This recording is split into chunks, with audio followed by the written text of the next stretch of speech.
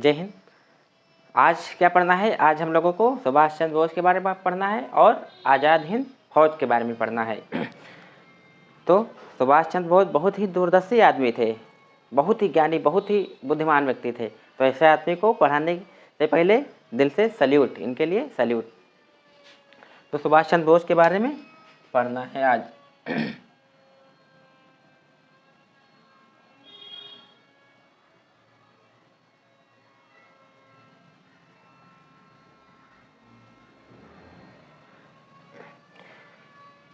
तो जो सुभाष चंद्र बोस थे, इनका जन्म 23 जनवरी 1897 में उड़ीसा के कटक में हुआ था। जो इनका जन्म था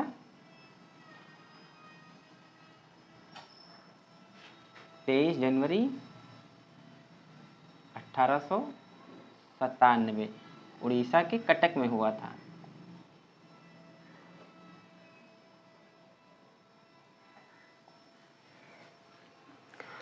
ये बुद्धिमान बहुत ही थे, बहुत बुद्धिमान थे, पढ़ने में बहुत तेज थे। इन्होंने 1920 ईस्वी में आईसीएस की परीक्षा पास की।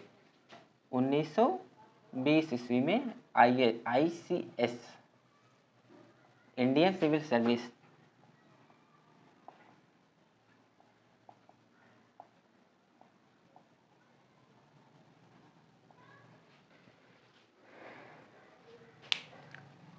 पास की 1920 ईस्वी में। बहुत ही बुद्धिमान व्यक्ति थे। तब क्या था तब ये आईसीएस की परीक्षा देने के लिए लंदन जाना पड़ता था। बाद में यहाँ इलाहाबाद में केंद्र हो गया ना कि अब नहीं जाना पड़ेगा, पहले लंदन जाके परीक्षाएं देनी पड़ती थी। और इन्होंने 1920 ईस्वी में पास की। फिर क्या हुआ? फिर इन्होंने 1921 ईस्वी में त्यागपत्र दे दिया। 1921 ईस्वी में त्यागपत्र दे दिया। क्यों दे दिया?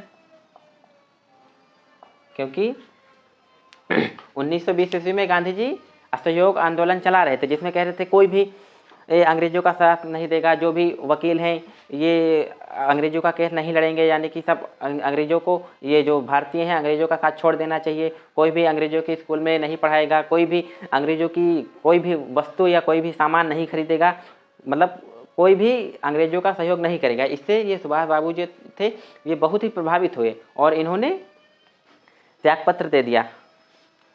जब त्यागपत्र दे दिया फिर क्या हुआ? फिर ये चौरी चौरा हत्याकांड हो गया। फिर ये गांधी जी जब आंदोलन वापस ले लिए, तब सुभाष बाबू कहे लो भैया हम परीक्षा ये त्यागपत्र दे दिया और गांधी जी वापस ले लिए। तब ये सुभाष बाबू ने कहा था कि जब जो भारतीय थे इनका जब जुनून 7वें आसमान पर था, तब गांधी जी ने जो आंदोलन वापस ले लिया, ये मेरे बात पल्ले ही नहीं पड़ी। और जवाहरलाल नेहरू ने क्या कहा था? इन्होंने कहा था कि यदि कश्मीर के किसी गांव में कोई जुल्म होता है या कोई कांड होता है या कोई गुनाह होता है तो उसकी सज़ा कन्याकुमारी के किसी गांव को क्यों मिली या नहीं मिलनी चाहिए। फिर क्या हुआ?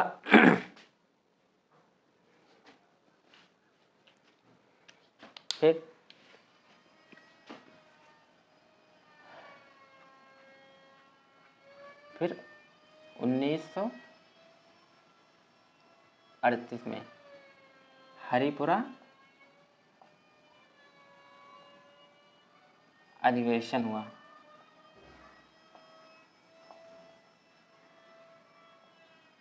जिसकी अध्यक्षता किसने की? सुभाष चंद्र बोस।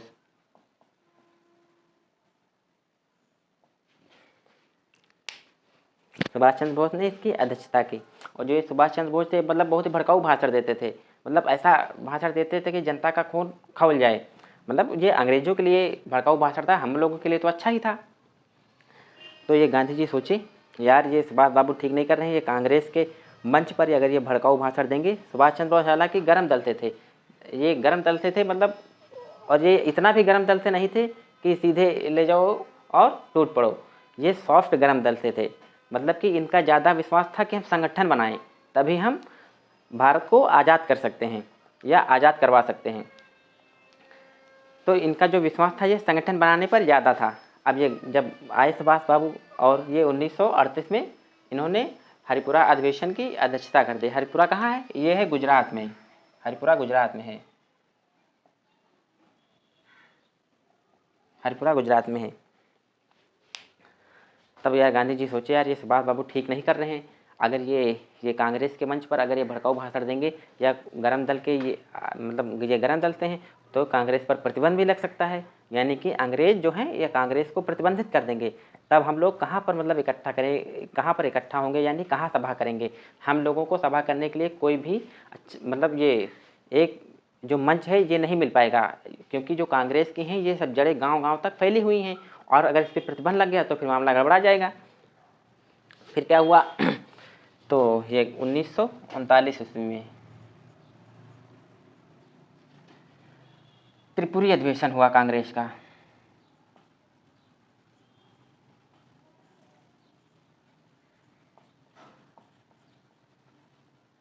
ये कहाँ है? एमपी मध्य प्रदेश में है। अब जब ये अधिवेशन हुआ तो जो ये सुभाष बाबू थे ये बहुत ही मतलब भड़काऊ भाषण दिए कि अब ये अंग्रेज हम लोगों का ऐसे नहीं आज़ाद करेंगे, अब हम लोगों को सामने आना ही पड़ेगा, अब इनको मुंह तोड़ जवाब देना ही पड़ेगा। तब ये गांधी जी कहे भैया सुभाष बाबू ऐसा ना कीजिए, नहीं ये कांग्रेस प्रतिबंधित हो जाएगा। और फिर क्या हुआ, फिर इसमें ये बात हुई कि अब चुनाव होगा और चुनाव में ये सुभाष बाबू खड़े हो गए। तो जब भैया लोगों से पूछा गया कि आप गांधी जी की तरफ से मतलब कितने लोग हैं, तो किसी ने नहीं हाथ उठाया। और जब ये पूछा गया कि सुभाष बाबू की तरफ से कितने लोग हैं, किसी ने भी नहीं हाथ उठाया। क्यों नहीं उठाया? क्योंकि सोच रहे थे अगर हम बोलेंगे कि सुभाष बाबू की तरफ है तो गांधी जी गुस्सिया जाएंगे, अब बोलेंगे गांधी जी की तरफ है तो सुभाष बाबू गुस्सिया जाएंगे। तब फिर क्या हुआ, निर्णय क्या तय हुआ कि अब ऐसा नहीं होगा, अब गुप्त मतदान होगा, अब गुप्त वोटें पड़ेंगी। फिर जब गुप्त वोटें पड़ी, गुप्त मतदान हुआ, तो गुप्त मतदान जब हुआ तो ये सुभाष बाबू जीत गए। और गांधी ने क्या कहा, गांधी ने सुभाष बाबू खड़े थे और इनके विपक्ष में थे यानी दूसरे लोग थे पट्टाभी सीतारामैया और कौन थे, ये थे सुभाष चंद्र बोस, पट्टाभी। ये इतना नामों खतरनाक होते हैं दक्षिण भारत के लोगों के।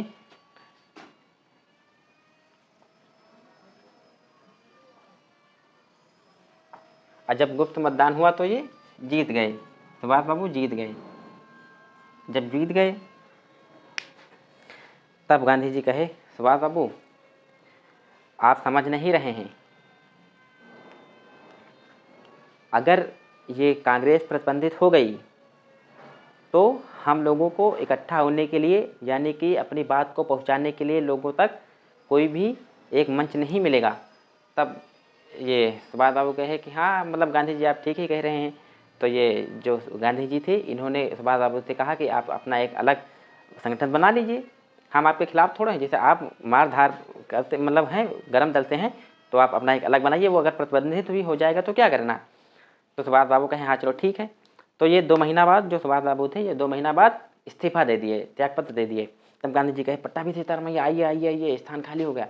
तो इन्होंने कहा कि नहीं महाराज हम थोड़ा ही गए, क्योंकि हम अब हार चुके हैं, अब आएंगे तो हमारी कोई इज्जत है कि नहीं है। तो गांधी जी कहे अरे तुमको अपनी इज्जत की पड़ी, यहाँ देश की सोचो।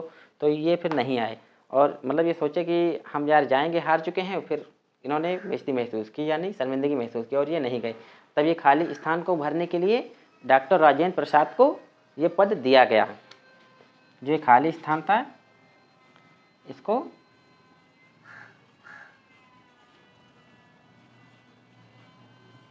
राजेंद्र प्रसाद।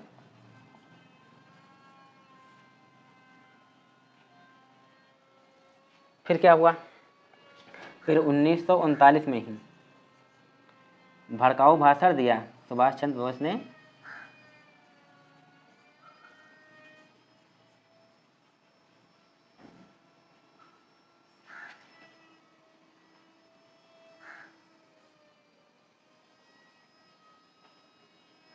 दे दिया। अब जब भैया भड़काऊ भाषण दिए और जनता उग्र हो गई, मतलब ये ऐसा भाषण देते थे कि मतलब जनता एकदम उग्र हो जाए, अपने पूरी उफान पर आ जाए। और जब ये भाषण दिए तब इनको भाषण देने के जुर्म में इनको गिरफ्तार कर लिया गया और इनको जेल हो गई। 1940 में इनको जेल हो गई।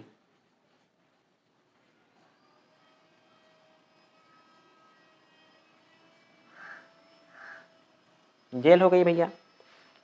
अब ये क्या किए, तो अब ये सोचे यार हमको जेल से बाहर निकलना तो है ही है किसी तरीके से। अभी क्या किए, अब ये भैया अपनी दाढ़ी वाड़ी भैया बढ़ाए, मतलब दाढ़ी बढ़ा लिए, बाल बढ़ा लिए, और एक मतलब पठान का वेशभूषा बना लिए। और इनको उर्दू बहुत अच्छे से ही आती थी, मतलब उर्दू में एक्सपर्ट थे, उर्दू बोल लेते थे। और ये पठान का रूप बनाकर भाग गए। इनको कहाँ रखा गया था? इनको रखा गया था कोलकाता में, कलकत्ता के जेल में इनको रखा गया था। और ये लेकिन भाग गए। कलकत्ता से कहाँ गए? कलकत्ता से अफगानिस्तान भाग गए पठान का रूप बना के। अंग्रेज आए, अंग्रेज कहे सलाम वालेकुम, सब खैरियत है, और ये चले गए भैया अफगानिस्तान। फिर अफगानिस्तान से कहाँ गए? अफगानिस्तान से सीधे ये जर्मनी पहुँच गए, और हिटलर से मिलने के लिए जर्मनी ये पहुँचे और जाके बैठे जर्मनी में। ये 40 में जेल गए और ये 1 ही साल में भाग गए।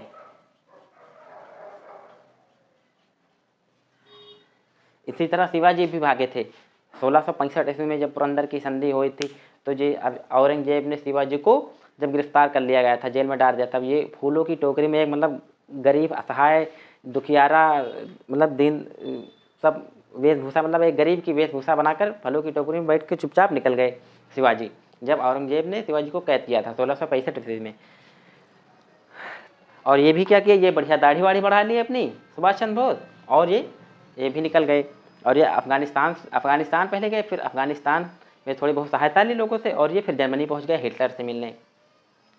जब हिटलर से मिलने पहुंचे तब हिटलर क्या किया था, हिटलर अपने ही हमशक्ल गए 1-2 आदमी रखा हुआ था, 2-3 आदमी रखा हुआ था कि मतलब अगर हिटलर पर कभी भी हमला होता है तो वो खुद ना मारा जाए, बल्कि उसका हमशक्ल पे हमला हो, इसलिए वो हमशक्ल रखे हुए थे।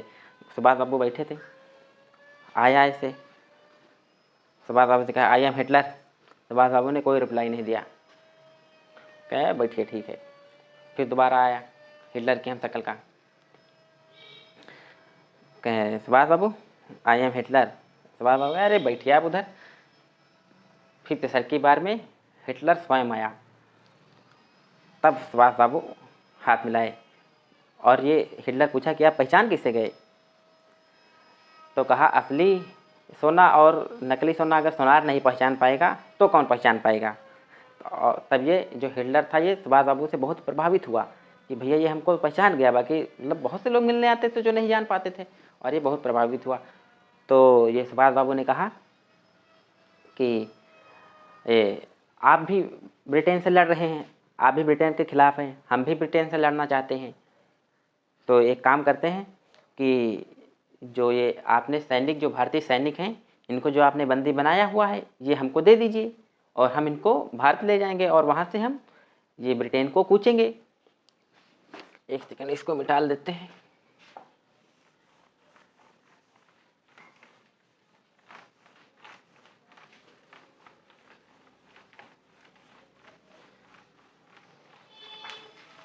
आज आज़ाद हिंद फौज पढ़ाकर ये गांधी युग ख़त्म कर देते हैं।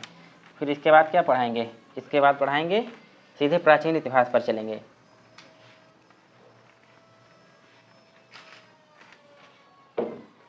सुभाष बाबू ने क्या कहा कि ये है ब्रिटेन,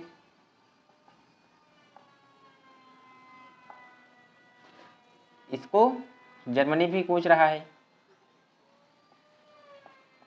और ये हम भी इसको कूचेंगे इंडिया,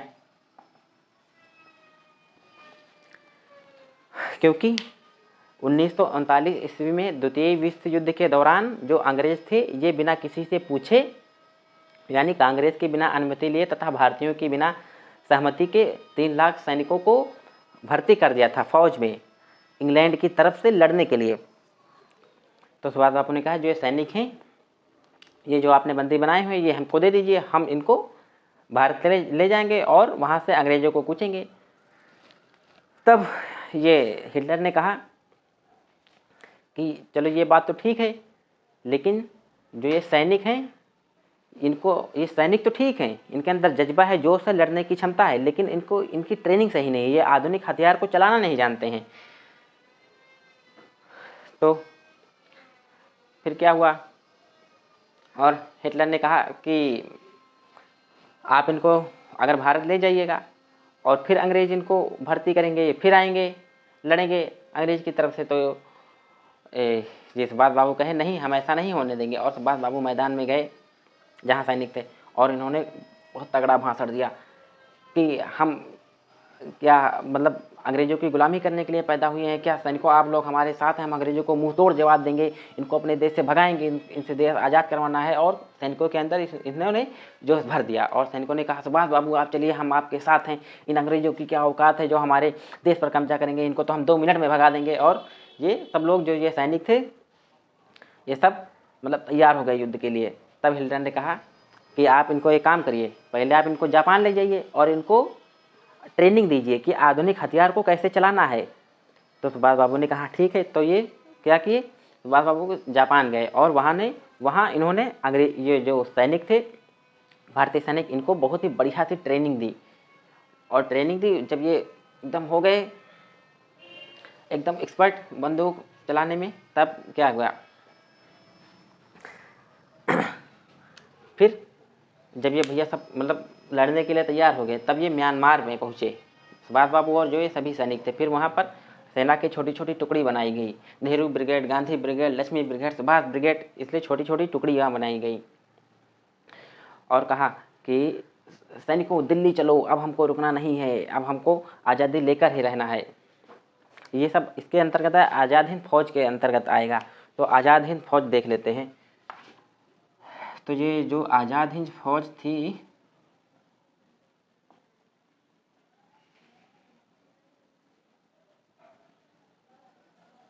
ये आइडिया किसका था आज़ाद हिंद फौज का? ये आइडिया था कैप्टन मोहन सिंह।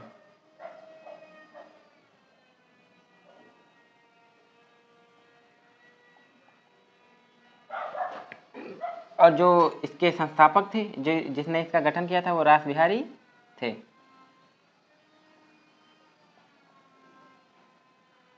रास बिहारी बोस। लेकिन क्या हुआ कि ये जो रास बिहारी बोस थे, ये मतलब वृद्धावस्था में आ चुके थे, यानी कि बूढ़े हो चुके थे, इसलिए ये आज़ाद हिंद फौज का सही से नेतृत्व नहीं कर पा रहे थे। फिर क्या हुआ, फिर 1942 ईस्वी में आज़ाद हिंद फौज किसको सौंप दी गई? सुभाष चंद्र बोस को सौंप दी गई। और जब सुभाष चंद्र बोस आए, तब इन्होंने ये आज़ाद हिंद फौज का बहुत अच्छे से नेतृत्व किया, और इन्होंने एकदम बढ़िया सैनिकों को भाषण दिया, और इसको सब उग्र कर दिया। इनके आते ही आज़ाद हिंद फौज बहुत ही उग्र हो गई। जब उग्र हो गई, फिर इन्होंने क्या किया, और कहा कि आप लोग दिल्ली चलो, और मतलब अंग्रेज़ों को भगाना है। और क्या कहा कि तुम मुझे खून दो, मैं तुम्हें आज़ादी दूंगा, यानी कि तुम बलिदान दो हमें, और हम तुम्हारे आगे आने वाली पीढ़ियों को आज़ादी देंगे, यानी कि अंग्रेज़ों के जंगल से छुड़ाएंगे, अंग्रेज़ों को भगाएंगे अपने देश से।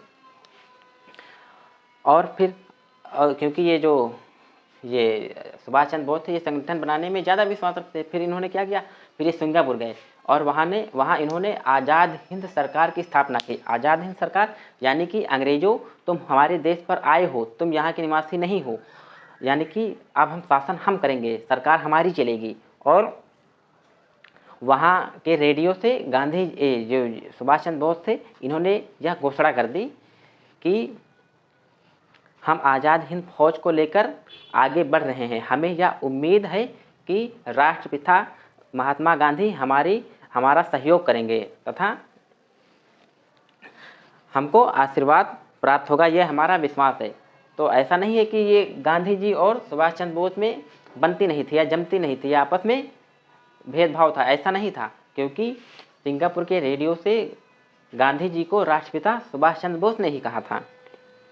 फिर क्या हुआ, फिर ये सुभाष बाबू, ये एक सेकंड लिख देते हैं, 1943 में आज़ाद हिंद सरकार,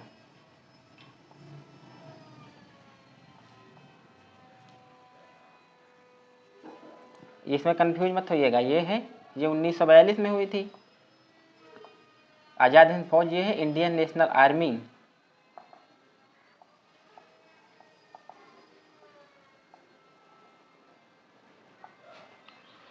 और ये आज़ाद हिंद सरकार दूसरी है, और वो आज़ाद हिंद फौज दूसरी है। तो ये फंसाने के लिए पूछ सकता है तो लड़का क्या होता है इसमें कन्फ्यूज हो जाता है।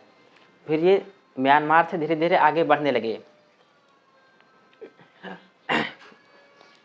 और जो ये इसको क्या कहते हैं, ये जो सैनिक थे ये धीरे धीरे आगे बढ़ने लगे। फिर ये लगभग ये यहाँ आए, मणिपुर में आए, नागालैंड तक ये सब लोग प्रयास कर रहे थे, धीरे धीरे आगे बढ़ते ही जा रहे थे। और इनको जापान से हथियार की सप्लाई मिल ही रही थी, बढ़िया मिल रही थी, राशन पानी खाने को मिल रहा था। और बाकी इसके जो कमांडर थे ये सुभाष बाबू थे, इसका नेतृत्व बहुत अच्छे से कर रहे थे और धीरे धीरे फौज आगे बढ़ती ही जा रही थी।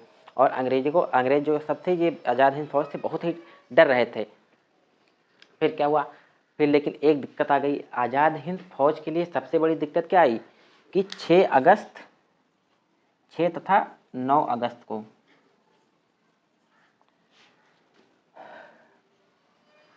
जापान पर परमाणु बम गिरा दिया अमेरिका ने।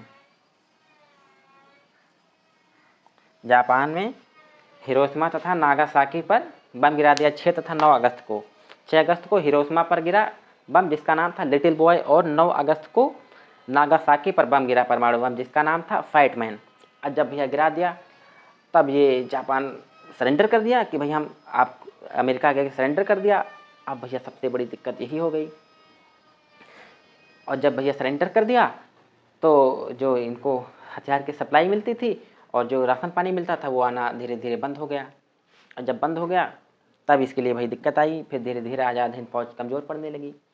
इसकी जो आज़ाद हिंद फौज की थी 4 टुकड़ियाँ थी। एक थी ये नेहरू ब्रिगेड, लक्ष्मी ब्रिगेड और गांधी ब्रिगेड और सुभाष ब्रिगेड। लक्ष्मी ब्रिगेड की कमांडर कौन थी, ये लक्ष्मी सहगल, ये महिला कमांडर थी। ये पूछ सकता है कि आज़ाद हिंद फौज में महिला कमांडर कौन थी, तो ये थी लक्ष्मी सहगल। अब जब भैया ये बम गिरा दिया तो हथियार की सप्लाई बंद हो गई, राशन पानी बंद हो गया, तब ये धीरे धीरे फौज कमज़ोर पड़ने लगी।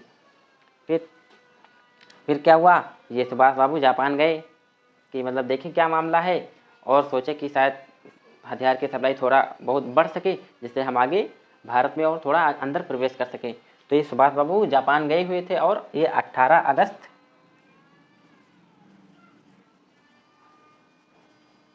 1945 को विमान दुर्घटना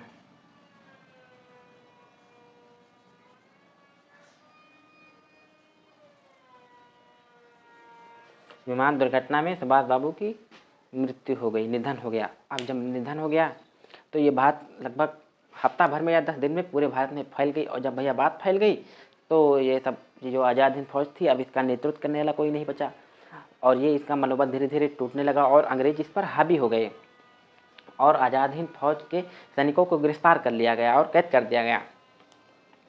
क्योंकि सेना में कमांडर का होना बहुत ही ज़रूरी होता है।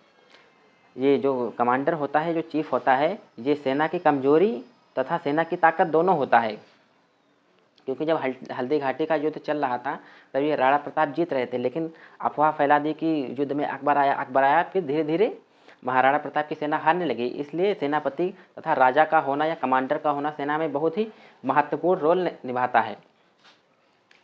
फिर जब ये भाई सुभाष बाबू की विमान दुर्घटना में निधन हो गया, फिर 22 अगस्त 1945 को जापान सरकार ने सुभाष बाबू की मृत्यु की घोषणा कर दी और अंग्रेज धीरे धीरे ये सैनिकों को गिरफ्तार कर लिए। और इन पर मुकदमा कहाँ चलाया, इन पर मुकदमा चलाया था लाल किला में। जो सैनिक थे आज़ाद हिंद फौज के, ये पूछता है पेपर में,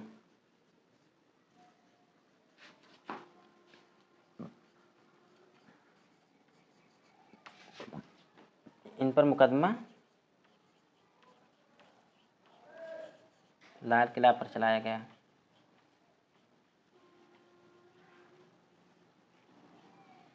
लाल किला में चलाया गया। और इनका केस किसने लड़ा, इनका केस लड़ा तेज बहादुर और जवाहरलाल नेहरू तथा कटजू ने इनका केस लड़ा और इनको कोई भी सज़ा नहीं होने दिया और इनको आज़ाद करा दिया। फिर इसी के संदर्भ में यानी इसी के पैरेलल एक और घटना हुई। वो क्या थी, वो थी नौसेना विद्रोह।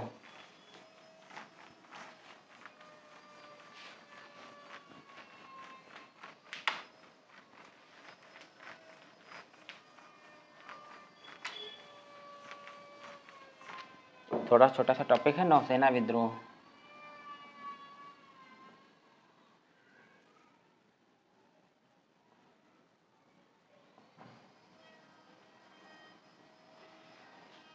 ये मुंबई के बंदरगाह पर लगभग थोड़ी दूर समुद्र के अंदर एक जहाज था INS तलवार।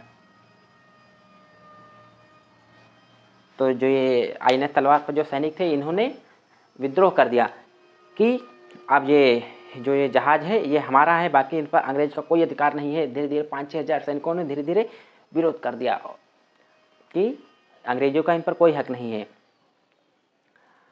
फिर क्या हुआ, फिर ये अंग्रेज सब क्या किए, ये धीरे धीरे जैसे ये जहाज़ है कोई,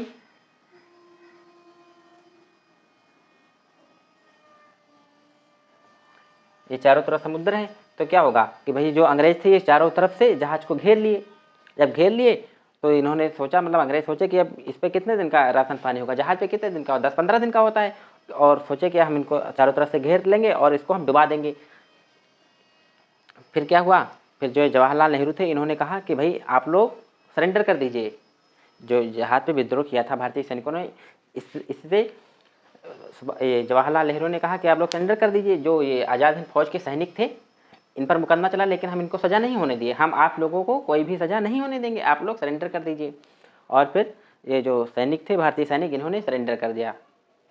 फिर इनका केस लड़ लिया, केस लड़ा के जवाहरलाल नेहरू ने, और इनको सज़ा नहीं होने दी। तो आज के लिए इतना ही रहने देते हैं।